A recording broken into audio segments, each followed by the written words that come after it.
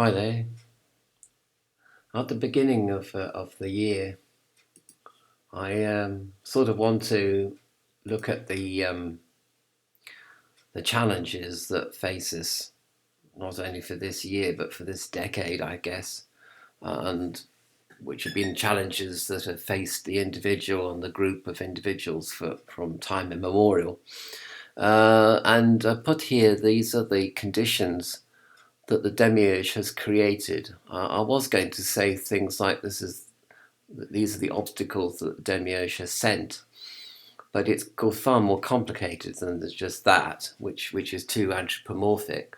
It's just the world is set up, and human psychology is set up, and interactions between humans and social forces have been sort of set up. Algorithms have been put in place, and perhaps pre-algorithms have been put in place, which have created further algorithms, so that basically the demiurge can be thought of as first cause of certain things that we see around us that we think we have created or have been created by the laws of physics or social laws or whatever, or unseen occult laws for that matter.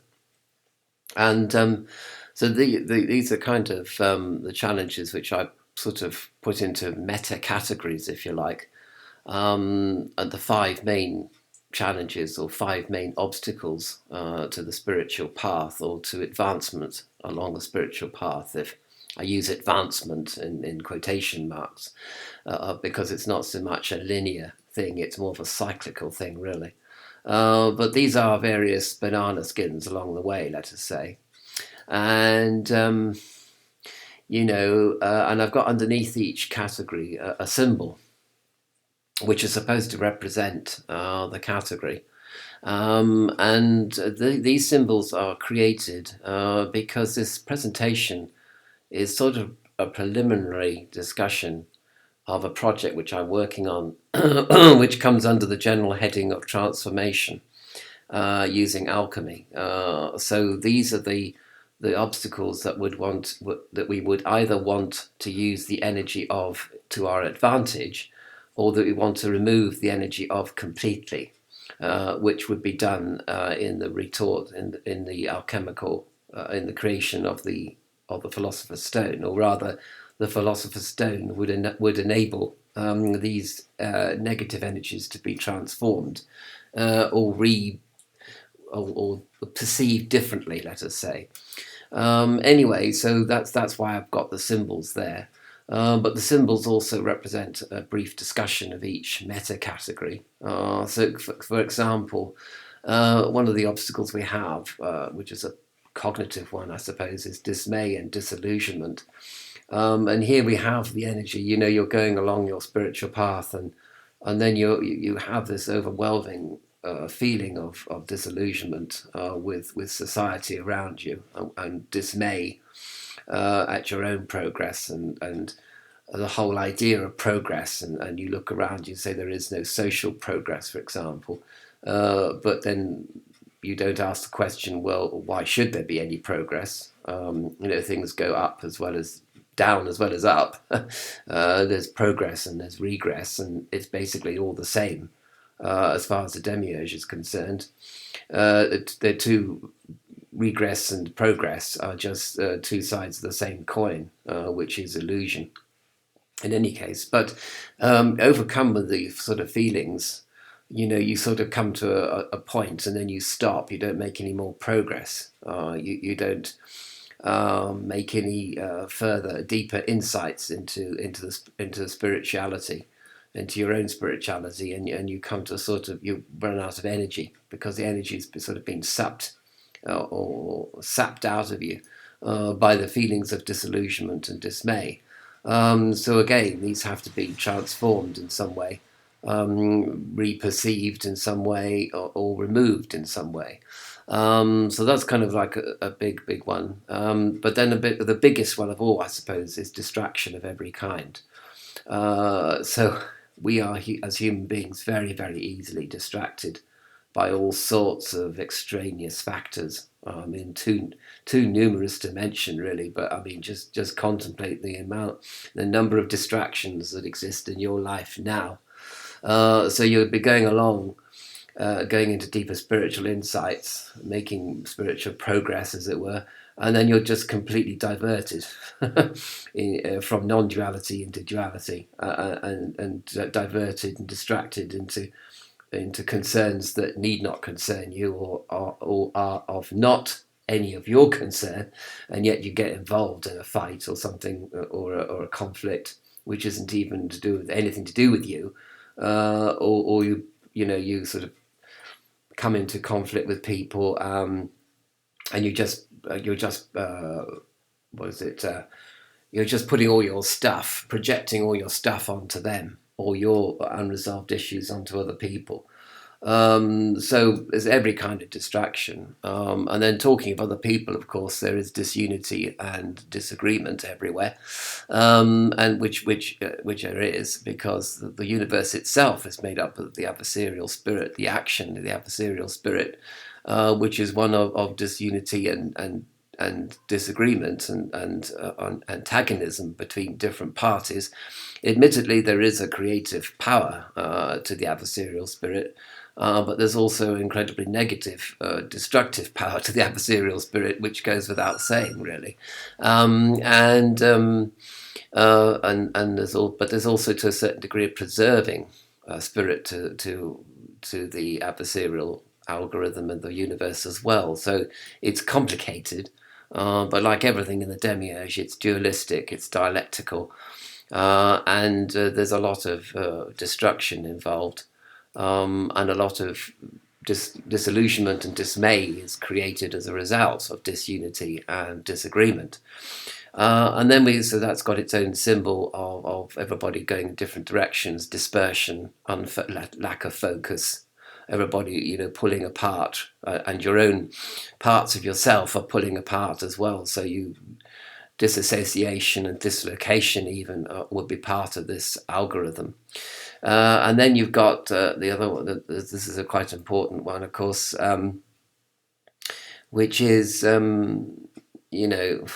at every level, you've got disinformation, people making decisions on the basis of inadequate information, which, of course, is part of life as well in the lower worlds. And so you get indecision and you get wrong decision.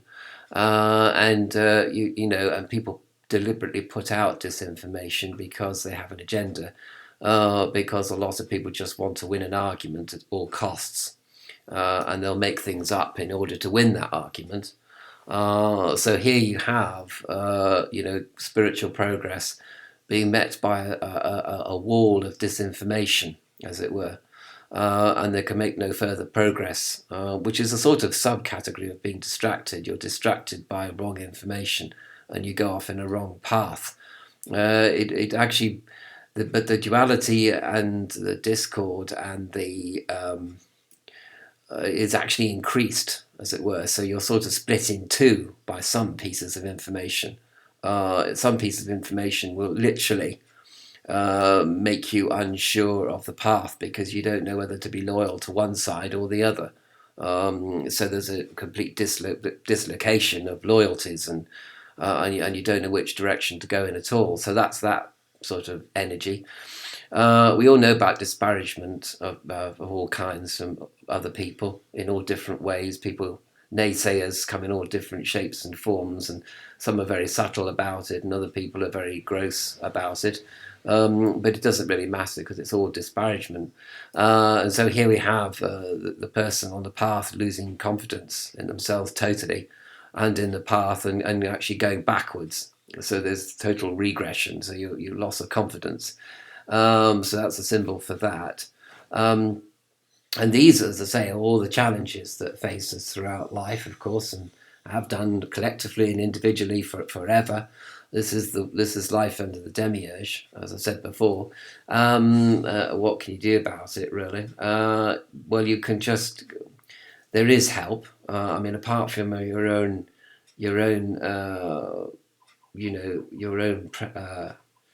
determination to continue the spiritual path despite all these challenges and obstacles in your way. But there's also help, of course, from all the different items in the universe which come under the heading of spiritual, and the action of the Holy Spirit is very important, and the vision of the Holy Grail is extremely important as well. And I've described a list of these which come under they're all the same stuff, homoousios, with each other, even down to the Eucharist, even to the wafer and the Eucharistic wine. That's even of help as well, if you need that help. But at all stages, faced with all sorts of obstacles and challenges, again, you have a sort of knee-jerk reaction, as it were, to go into yourself, become introspective, and sort of hide yourself away from the eye of the demiurge, and go into a sort of silence. And within that silence, you find resolution, and you find the voice of your own self and the voice of the other, which is God. And then the challenges can be perceived in a different way. They can be perceived as well, just what do you expect kind of thing. You don't have any great expectations from this world. And I think the build-up of expectations in this world can actually lead to a lot of these dispersive and negative forces growing up as well. I often think, that when you look forward to something, you actually create a certain expectation of what should happen, and then from this expectation, you have free-flowing anxiety, and you have fear, and even an aggression, and a certain amount of of destructive energy comes out of this expectation of the universe unfolding as you want it to, rather than as it should, or as it shouldn't, because the universe unfolding, the universe of the demiurge unfolding, is only the world of the demiurge. So basically, it can unfold as much as it likes. You're not going to expect much from any unfoldment of this universe. It is what it is, kind of thing, and it's going to be, going to be good parts and bad parts and indifferent parts, and that's just the way it is. I mean, heaven is such a different place.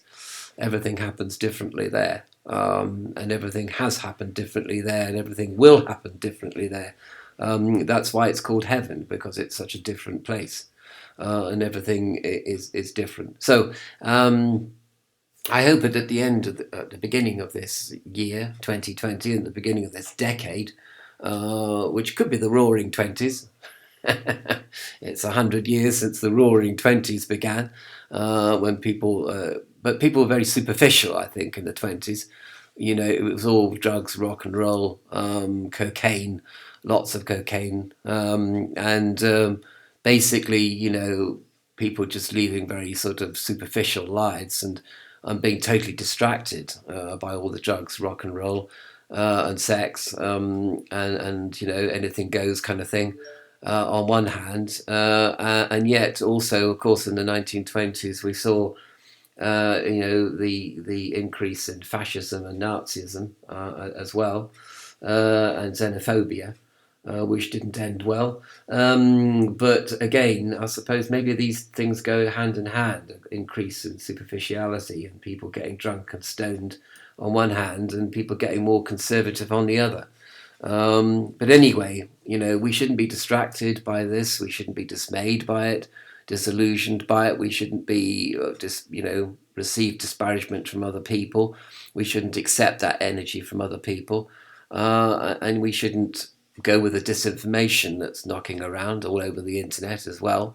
And if there's disagreement and disunity, well, that's part of what you can expect from this world anyway. So keep on with the spiritual path. Keep going in. Keep spontaneously going into your silence and into the voice of the silence, and into the clear and distinct ideas that you can have, which arise from the voice of the silence. And then, well, if you do get distracted, and you will because you're human, you just simply go back on the path, having been distracted from it. So bearing all this in mind, and not being distracted by the rumble, the traffic outside, Happy New Year to you, and have a safe and peaceful and productive year in terms of your spiritual path.